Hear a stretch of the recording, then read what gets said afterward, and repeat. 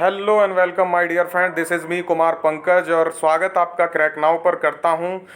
Channel को subscribe नहीं किया तो कर लीजिए। और हम आज देखने वाले हैं पार्ट 5 राष्ट्रीय करंट अफेयर का निचोड़ या नेशनल करंट अफेयर का क्रक्स। और इस वादे और इस दावे के साथ कि इतने कम कंटेंट में इतना बेहतर करंट आपको कहीं मिले, तो मेरा दावा है ये संभव नहीं। आपको हर वो चीज़ यहाँ पे मिलेगी जो आपको पढ़नी चाहिए और वो चीज़ नहीं मिलेगी जो एक्स्ट्रा की होती हैं। तो इन्हीं शब्दों के साथ 16वां राष्ट्रपति चुनाव जो अभी हुआ उसके बारे में हम पहला चीज़ देखने वाले हैं। और 16वां राष्ट्रपति चुनाव से पहले आर्टिकल 62 का उल्लेख इम्पोर्टेंट हो जाता है।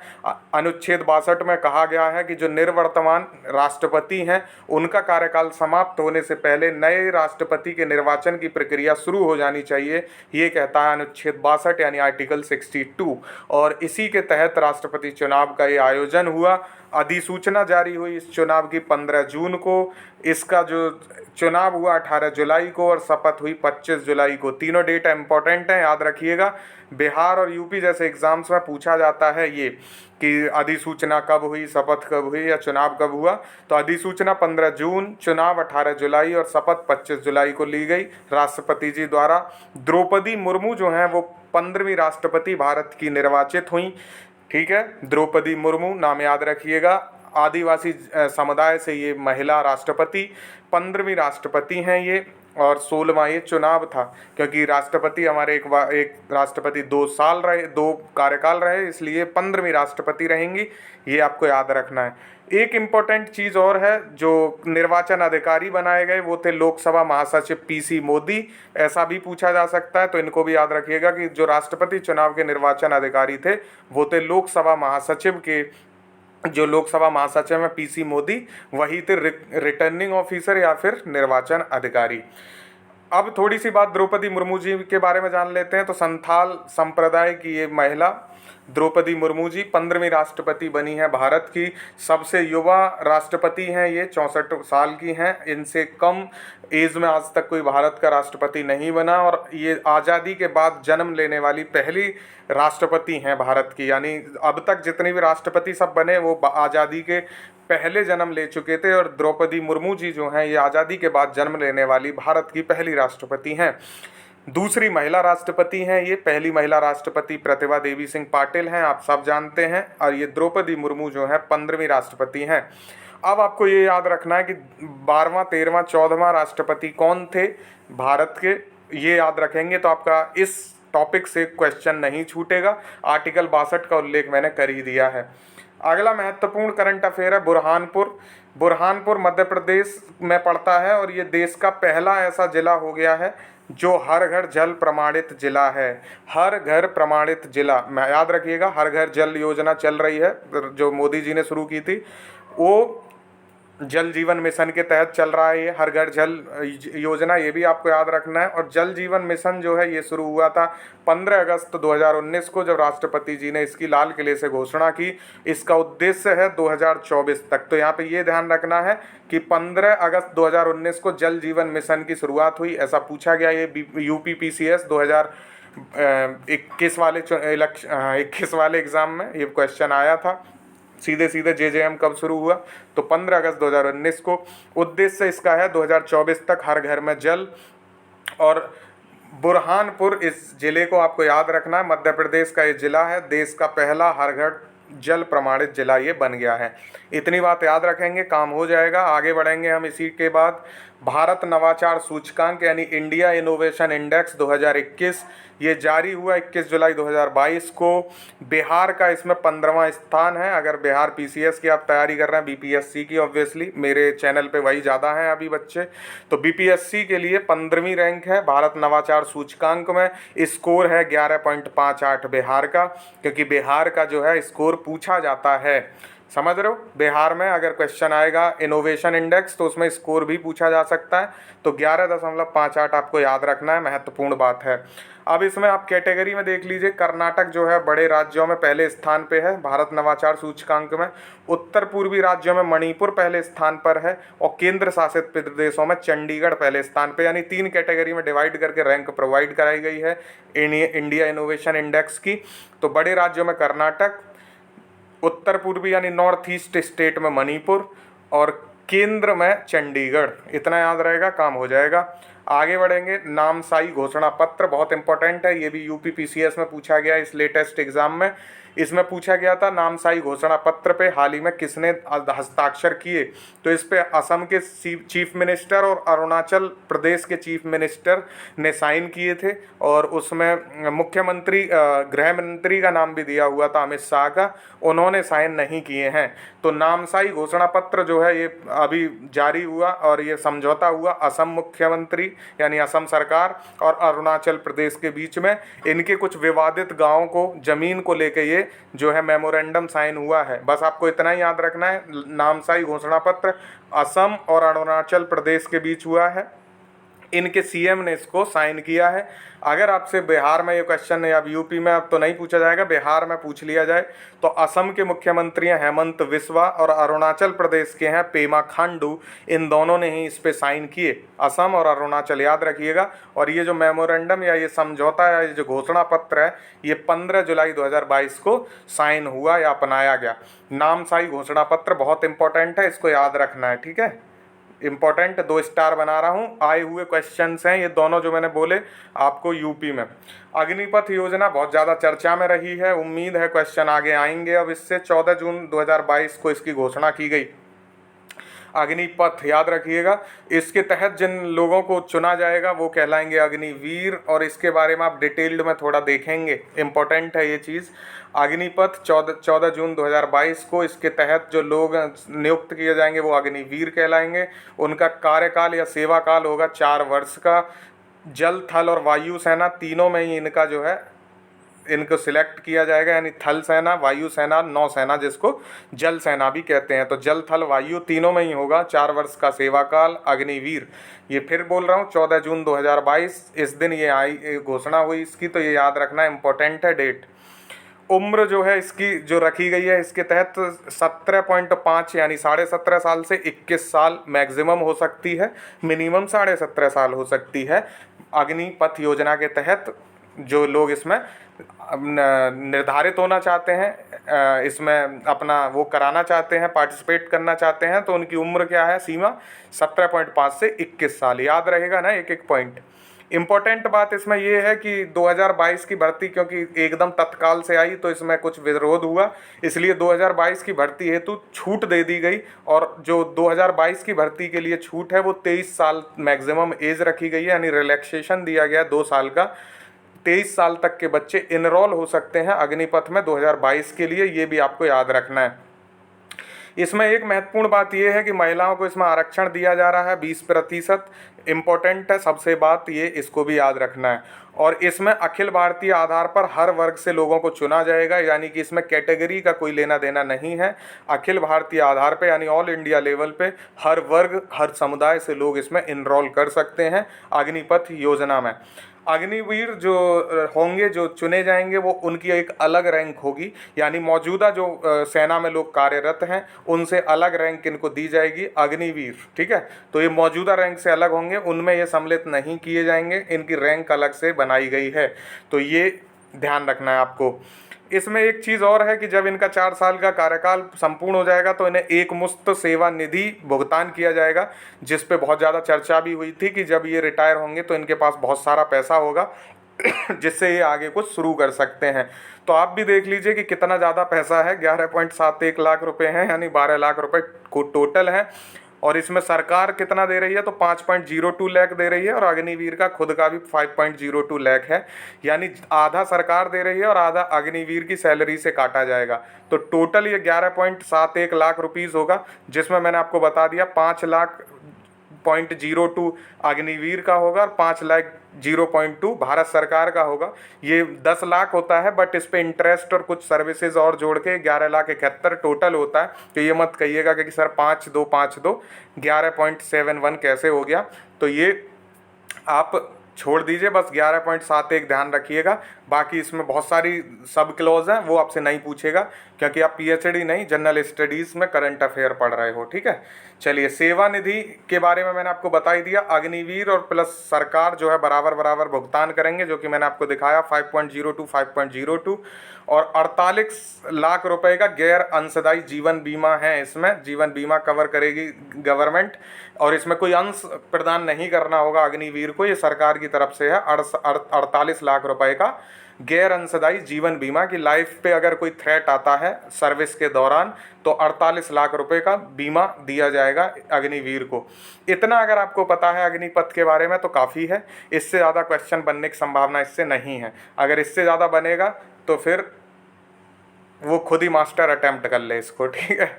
चलिए, भारत गौरव के तहत देश की पहली निजी ट्रेन, तो ये बहुत इंपॉर्टेंट है, चर्चा में है। और अभी ये AAO यानी असिस्टेंट ऑडिट ऑफिसर बिहार के में ये पूछा गया क्वेश्चन है।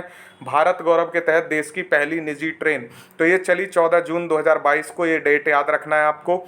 और कोयम्बटूर तमिलनाडु से साईनगर सिरनी यानी महाराष्ट्र तक ये चली है। तो आपको स्टेट याद रखना है, तमिलनाडु से महाराष्ट्र, कोयम्बटूर से साईनगर सिरनी। और ये जो दक्षिण रेलवे है उसने ये प्रथम सेवा प्रदान की है, तो ये याद रखिएगा। जो साउथ रेलवे है उसके थ्रू ये चलाया गया, कोयम्बटूर तमिलनाडु से साईनगर सिरनी महाराष्ट्र।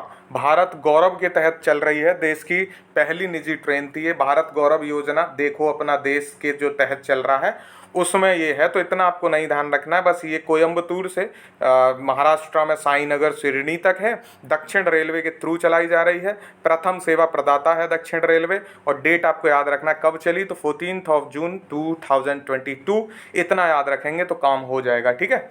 चलिए, अगला है NHAI सड़क निर्माण में गिनीज वर्ल्ड रिकॉर्ड, यानी national highway authority of India को गिनीज वर्ल्ड रिकॉर्ड में इनको स्थान मिला है। और इन्होंने सड़क बनाई है लगातार 105 घंटे 33 मिनट तक, ठीक है। बिटुमिनस की जो होती है, जिसमें असफाल्ट और बिटुमिनस यानी काली सड़क जो होती है, उसको 105 घंटे 33 मिनट में लगातार इन्होंने निर्माण किया। 84.40 किलोमीटर यानी 84.5 किलोमीटर के आसपास सड़क का निर्माण किया 105 घंटे में, ठीक है। इम्पोर्टेंट है ये। और ये कंक्रीट की सड़क है, जैसा कि होती है अक्सर ब्लैक वाली जो है। NH 53 पे ये बनाई गई है, यानी नेशनल हाईवे 53 पे, अमरावती से अकोला महाराष्ट्र के अंदर। और ये गिनीज वर्ल्ड रिकॉर्ड हो गया है कि इतने कम समय में इतनी बड़ी रोड का निर्माण कर देना, ठीक है। वर्ल्ड वाइड की मैं बात कर रहा हूँ। इससे पहले एक देश ने किया हुआ था, मैंने उसका यहाँ जिक्र नहीं किया क्योंकि वो पूछेगा भी नहीं आपसे, सिर्फ भारत का पूछेगा। तो मेरा कहने का उद्देश्य है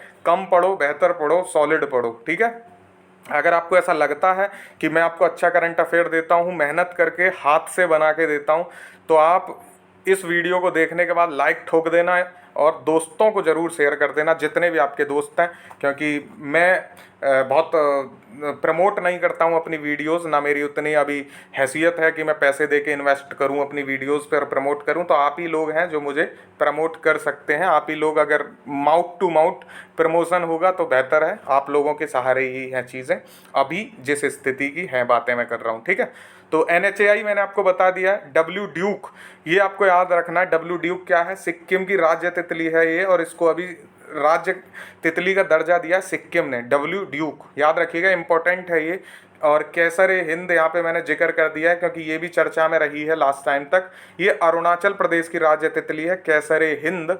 ये भी कोई बहुत पुराना अपडेट नहीं है, पिछले इसी साल का है। और डब्ल्यू ड्यूक जो है वो बिल्कुल लेटेस्ट है, ये जुलाई का ही करंट अफेयर है। सिक्किम की राज्य तितली है डब्ल्यू ड्यूक, और केसर हिंद है राज्य तितली अरुणाचल की। दोनों को ध्यान रखिएगा, दोनों ही इंपॉर्टेंट है, कोई भी पूछा जा सकता है इनमें से, ठीक है। अगला महत्वपूर्ण है दिल्ली हवाई अड्डा। ये क्यों चर्चा में रहा है कि पहला ऐसा हवाई अड्डा है ये जो जल विद्युत और सौर ऊर्जा से संचालित है। ध्यान रखिएगा, आप लोगों का यहाँ पे एक डाउट हो सकता है कि ये तो कोचीन है सर। तो दोस्तों, कोचीन जो है वो पूरी तरह सौर ऊर्जा संचालित है, लेकिन जो दिल्ली हवाई अड्डा है ये जल विद्युत और सौर ऊर्जा दोनों को मिला के है, और ये प्रथम हवाई अड्डा है जो जल विद्युत और सौर ऊर्जा द्वारा संचालित है, और ये 1 जून 2022 से ये कार्यरत है दिल्ली हवाई अड्डा, यानी पूरी तरह ये कार्बन न्यूट्रल हो गया है हवाई अड्डा। तो इम्पोर्टेंट है, जल विद्युत का शेयर इसमें 94% है और सौर ऊर्जा का शेयर 6% है, यानी इनका खुद का हाइड्रो पावर प्लांट है जिससे बिजली निर्माण कर रहे हैं। दिल्ली हवाई अड्डा यानी इंदिरा गांधी अंतर्राष्ट्रीय हवाई अड्डे की मैं बात कर रहा हूँ जो दिल्ली में है, ठीक है। 1 जून 2022 से ये चल रहा है, प्रथम हवाई अड्डा जल विद्युत सौर ऊर्जा। सिर्फ सौर ऊर्जा पूछेगा तो कोचीन हो जाएगा विदाउट एनी डाउट, वो पहला हो जाएगा फिर। लेकिन अगर जल विद्युत और सौर ऊर्जा संचालित पूछेगा तो दिल्ली हवाई अड्डा करना है, ये ध्यान रखना आप, ठीक है। इन क्वेश्चंस में गड़बड़ होने की संभावना ज़्यादा हो जाती है, इसलिए मेरा उद्देश्य है कि आपको बार बार हिला हिला के बताऊं कि देख लो भैया, गड़बड़ ना कर देना, ठीक है। चलिए अब पॉलिटी का थोड़ा सा करंट अफेयर देखते हैं। भुलाए जाने का अधिकार, ये निजता के अधिकार का हिस्सा कर दिया गया। सुप्रीम कोर्ट ने वर्डिक्ट दिया जुलाई 2022 को कि जो भुलाए जाने का अधिकार है वो निजता के अधिकार के अंतर्गत आएगा। और ये किस बारे में बात की गई है, तो इंटरनेट पे कई बार जब आप डेटा अपना देते हो, यानी कि कई बार आप कुछ चीज़ें अगर जैसे ऑनलाइन शॉपिंग करते हो अमेजोन से या वॉलमार्ट से या अदर जो ऐप्स हैं उन पे आप अपना पर्सनल डाटा देते हो, तो उस डाटा को इरेज करना उस रेस्पॉन्सिबिलिटी होती है उस पर्टिकुलर कंपनी की after a some period of time, जो भी डिफाइन होता है उस पर्टिकुलर ऐप के लिए या फिर उस सर्विस प्रदाता के लिए।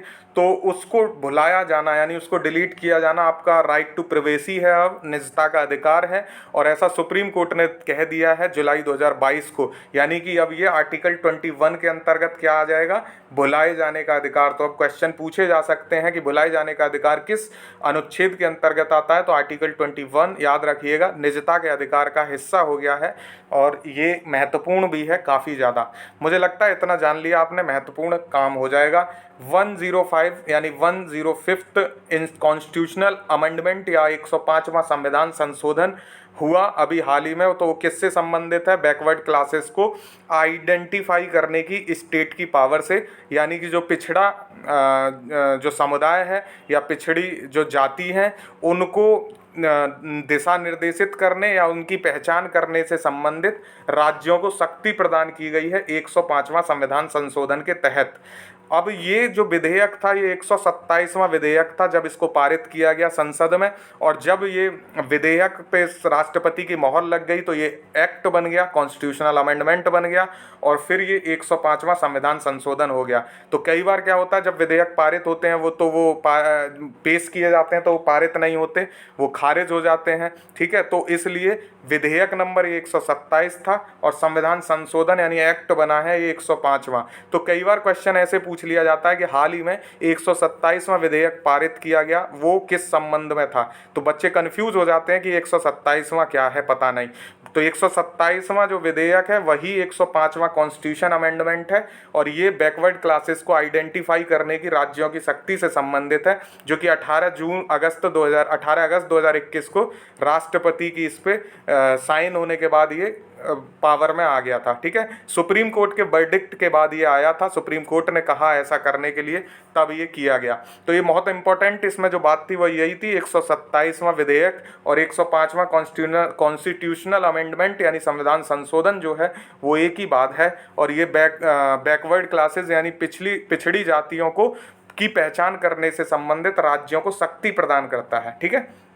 इतना मैंने बता दिया, इतना काफ़ी होगा, इससे ज़्यादा जानने की ज़रूरत नहीं है। वेंतियान मिशन को याद रखिएगा। वेंतियान मिशन जो है चाइना का है, और चाइना आपको पता होगा स्पेस में एक इंटरनेशनल अपना जो है पर्सनल अंतर्राष्ट्रीय जो है स्थायी अंतरिक्ष में एक स्टेशन बनाने की कोशिश कर रहा है चीन, और उसी स्थायी अंतरिक्ष स्टेशन के लिए ये दूसरा इनका मिशन था वेंतियान। और इससे पहले ये एक मॉड्यूल ऑलरेडी भेज चुके हैं जिसको तेनयान बोला गया था। तो आपको पता होगा, देख लीजिएगा, तेनयान ही है अकॉर्डिंग टू मी। और उसके बाद ये वेंतियान भेजा गया है। तो वेंतियान उसी स्थायी अंतरिक्ष स्टेशन हेतु दूसरा मॉड्यूल है, ठीक है। तो याद रखना वेंतियान जो है चीन का है। बस इतना ही याद रखेंगे तो काम हो जाएगा। यही पूछेगा वेंतियान मिशन किससे का है, तो चीन का है, ठीक है। उसमें साउथ कोरिया, जापान जैसे देश दे दिएगा होंगे तो कन्फ्यूजन बढ़ जाता है, क्योंकि उधर नाम एक ही जैसे होते हैं। चलिए, PSLV C-53 DSEO मिशन है। तो ये EO यानी अर्थ ऑर्बिटरी मिशन है और इसरो द्वारा लॉन्च किया गया। तो PSLV जहाँ आ जाएगा इसरो का ही होगा, आप जानते ही हो। डार्क हॉर्स बोलते हैं PSLV को, ठीक है। पोलर सैटेलाइट लॉन्च व्हीकल इसकी जो है फुल फॉर्म होती है। C-53 ये मिशन का नाम है यानी नंबर है, और ये फिर आगे इसका जो अर्थ ऑब्जर्वेटरी है या फिर क्या है, ये उससे संबंधित होता है। तो ये आपको याद रखना है। C-53 जो है न्यू स्पेस इंडिया, आपको पता होगा ये पूर्णतः वाणिज्यिक कंपनी है जो इसरो के अंडर काम करती है और गवर्नमेंट के अधिसूचना के बाद ये बनी थी। इसका ये दूसरा पूर्णतः वाणिज्यिक जो है ये मिशन था PSLV C-53, और इसमें सिंगापुर के 3 उपग्रह को लॉन्च किया गया। और भी कई सारे इसमें उपग्रह थे, बट इतना आपसे नहीं पूछेगा, बस यही याद रखना है। C-53 जो था न्यू स्पेस इंडिया का दूसरा पूर्णतः वाणिज्यिक था और इसरो द्वारा ये लॉन्च किया गया था, ठीक है। इतने में काम हो जाएगा। सिंगापुर के इसमें 3 उपग्रह थे, इतना याद रखेंगे।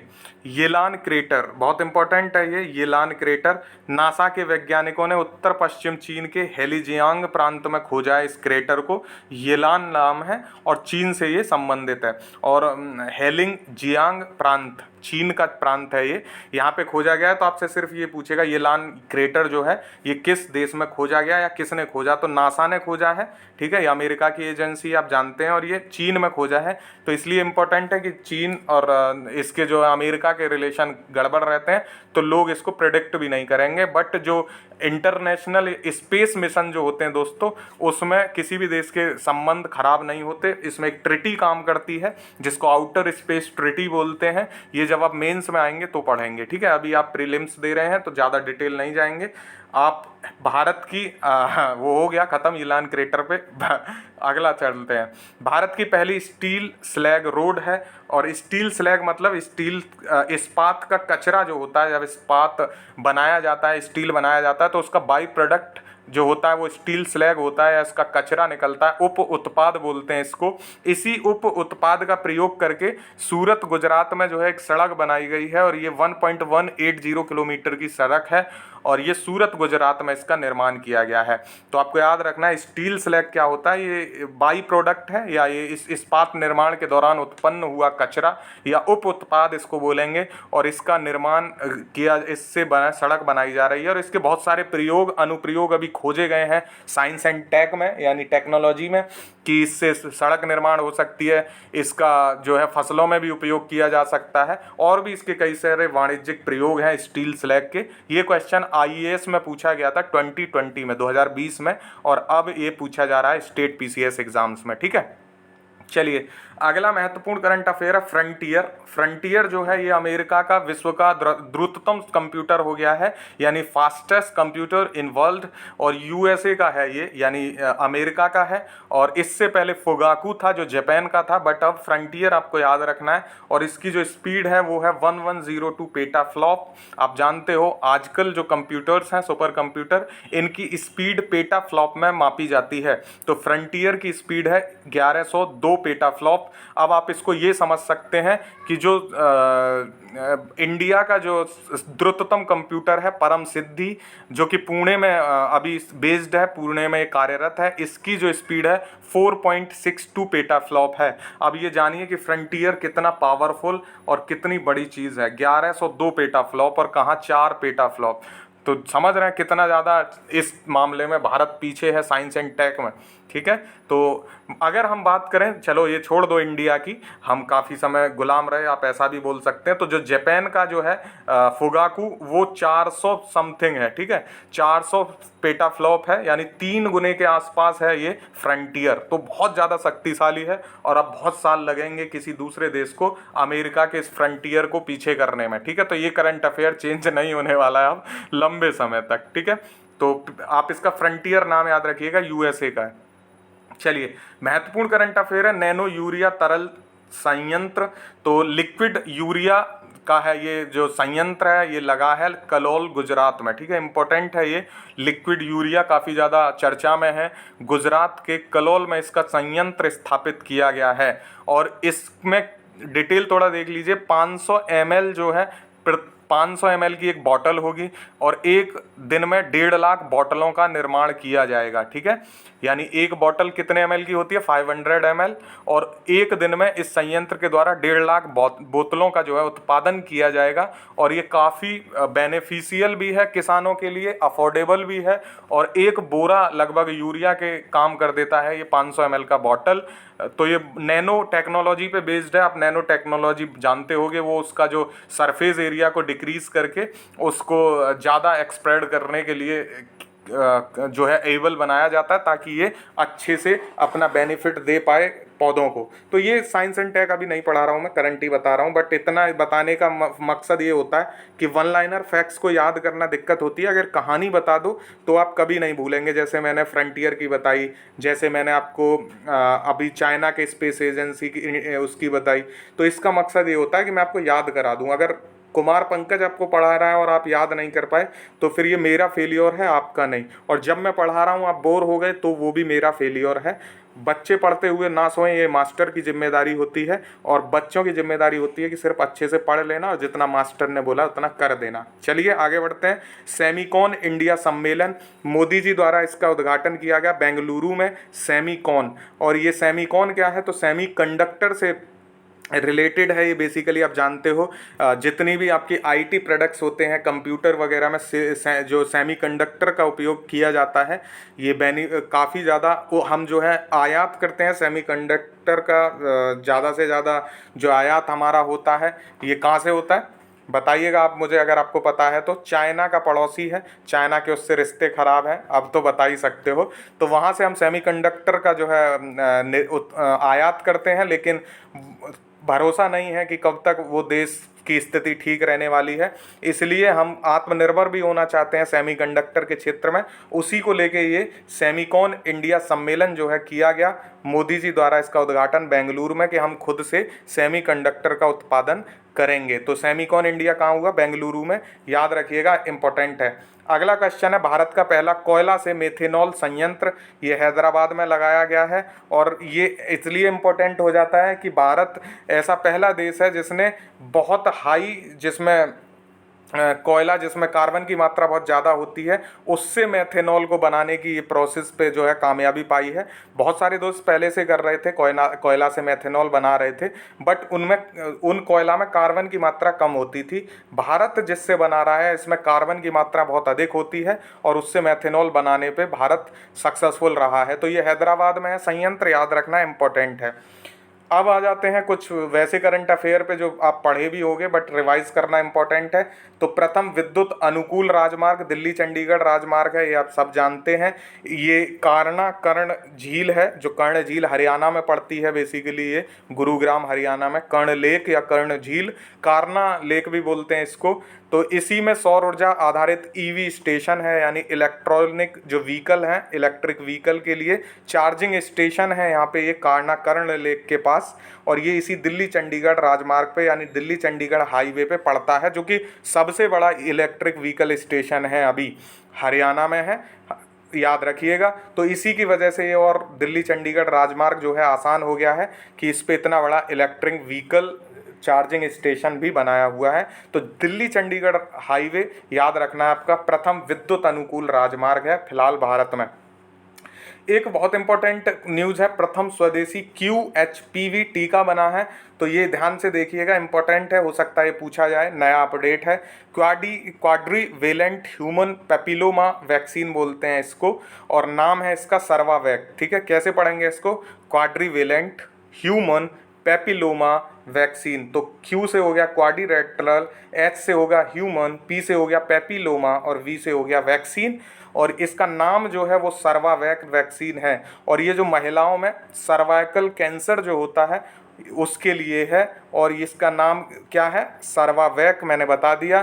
सर्वाइकल कैंसर सर्वावैक, ऐसे आप याद रख सकते हैं इसको डेवलप किसने किया, सीरम इंस्टीट्यूट ऑफ इंडिया द्वारा, जो आधार पूनावाला की कंपनी है, जो वैक्सीन भी बना रही है कोविड की, ठीक है।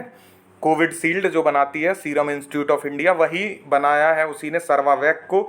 सर्वाइकल कैंसर हिंदी में बोले तो गर्भाशय का ग्रीवा कैंसर जो होता है, महिलाओं में काफ़ी ज़्यादा ये समस्या देखने मिलती है, तो उसके लिए ये टीका डेवलप किया गया है। तो QHPV की फुल फॉर्म भी याद रखिएगा, क्वाड्रीवेलेंट ह्यूमन पेपिलोमा वैक्सीन, ठीक है, नाम है इसका सर्वावैक। मुझे उम्मीद है करंट अफेयर आपको पसंद आ रहा होगा। बहुत मेहनत से मैं ये तैयार करता हूँ करंट अफेयर। एक लाइक ठोक दिया करो और शेयर कर दिया करो, बस इतना ही आपसे डिमांड है मेरी। चलिए, दुनिया का पहला 3 खुराक वाला रेबीज टीका, very very most important news है ये, कैडिला ने डेवलप किया है। पहले ये कंपनी जाइडस कैडिला के नाम से जाना जाती थी, अभी अलग हो गई हैं दोनों। तो कैडिला आपको याद रखना है, दुनिया का पहला 3 खुराक वाला रेबीज टीका कैडिला कंपनी ने, अहमदाबाद बेस्ड कंपनी है ये, यानी गुजरात में है, ठीक है। और इसने ये बनाया है, इसका नाम क्या है, TH रेबीज, ठीक है। तो रिकॉम्बिनेंट नैनो पार्टिकल बेस्ड है ये जो टीका है। रेबीज जो है ये बीमारी होती है, आप जानते ही हो, जो कुत्ते के काटने, बंदर के काटने से होती है। मतलब ये उसमें रेबीज जो है वायरस होता है और उससे ये फैल जाती है लोगों में।